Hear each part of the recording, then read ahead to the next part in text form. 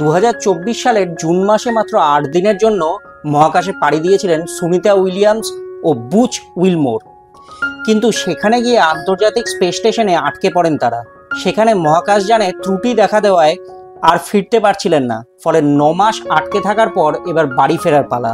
সব ঠিক থাকলে ফ্লোরিডার স্থানীয় সময় মঙ্গলবার বিকেল 5:57 ও ভারতীয় সময় বুধবার ভোর 3:27 পৃথিবীর মাটি স্পর্শ করবেন এই দুই নভোশ্চর সহ 4 জন। ইতিমধ্যেই সেই স্পেস ক্যাপসুলে চড়ে রওনা হয়েছেন তারা। ক্রমেই পৃথিবীর দিকে এগিয়ে আসছেন। ফ্লোরিডা উপকূলের কাছে গালফ অফ মেক্সিকোয় স্প্ল্যাশ ডাউন হওয়ার কথা ড্রাগন স্পেস ক্যাপসুলের। সুনিতা উইলিয়ামসের সঙ্গে ফিরবেন বুচ উইলমোর, নিক হেগ ও রাশিয়ান অ্যাস্ট্রোনট আলেকজান্ডার গোরবুনভ। যদিও পৃথিবীতে পৌঁছলেও সেই সময় পায়ে হেঁটে মহাকাশযানের বাইরে বেরিয়ে আসতে পারবেন না তারা।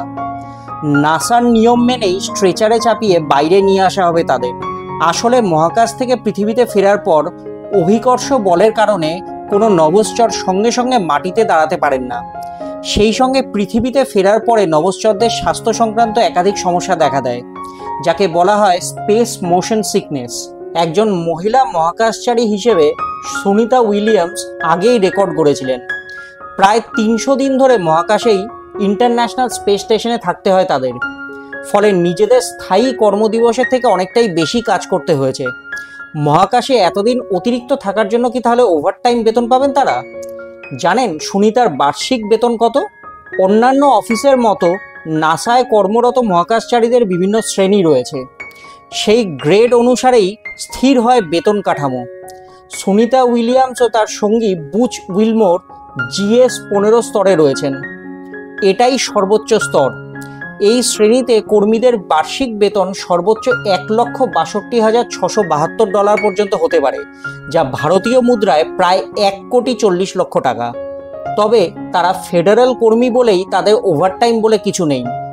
যদিও সুনিতাদের ক্ষেত্রে 8 দিনের বদলে আন্তর্জাতিক স্পেস স্টেশনে যে অতিরিক্ত 300 দিন থাকতে হয়েছে, তার জন্য দিন প্রতি মাত্র $4 করে দেওয়া হবে। সেই হিসেবে পৃথিবীতে ফিরে মূল বেতনের পাশাপাশি $1,148 কাছাকাছি অতিরিক্ত পেতে পারেন সুনিতা ও বুচরা, যা ভারতীয় মুদ্রায় প্রায় 1,00,000 টাকা। যত সময় এগোচ্ছে সুনিতাদের ফেরা নিয়ে ক্রমেই বাড়ছে উৎকণ্ঠা। এখন সুনিতাদের সুস্থভাবে ফিরে আসার প্রতীক্ষায় বিশ্ববাসী।